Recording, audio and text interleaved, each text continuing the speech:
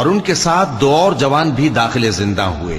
ایک نے ان میں سے کہا کہ میں نے خواب دیکھا ہے، دیکھتا کیا ہوں کہ شراب کے لیے انگور نچوڑ رہا ہوں۔ دوسرے نے کہا کہ میں نے بھی خواب دیکھا ہے، میں یہ دیکھتا ہوں کہ اپنے سر پر روٹیاں اٹھائے ہوئے ہوں اور پرندے ان میں سے کھا رہے ہیں، تو ہمیں ان کی تعبیر بتا دیجئے کہ ہم تمہیں نیکوکار دیکھتے ہیں۔ یوسف نے کہا کہ جو کھانا تم کو ملنے والا ہے وہ آنے نہیں پائے گا کہ میں اس سے پہلے تم کو اس کی تعبیر بتا دوں گا۔ یہ ان باتوں میں سے ہے جو میرے پروردگار نے مجھے سکھائی ہیں۔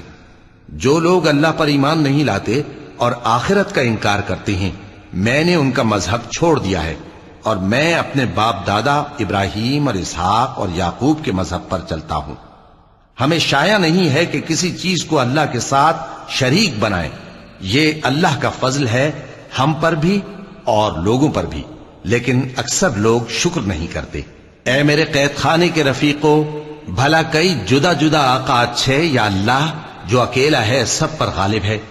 جن چیزوں کی تم اللہ کے سوا پرستش کرتے ہو وہ صرف نام ہی نام ہیں جو تم نے اور تمہارے باپ دادا نے رکھ لیے ہیں۔ اللہ نے ان کی کوئی سند نازل نہیں کی۔ سن رکھو کہ اللہ کے سوا کسی کی حکومت نہیں ہے۔ اس نے ارشاد فرمایا ہے کہ اس کے سوا کسی کی عبادت نہ کرو، یہی سیدھا دین ہے، لیکن اکثر لوگ نہیں جانتے۔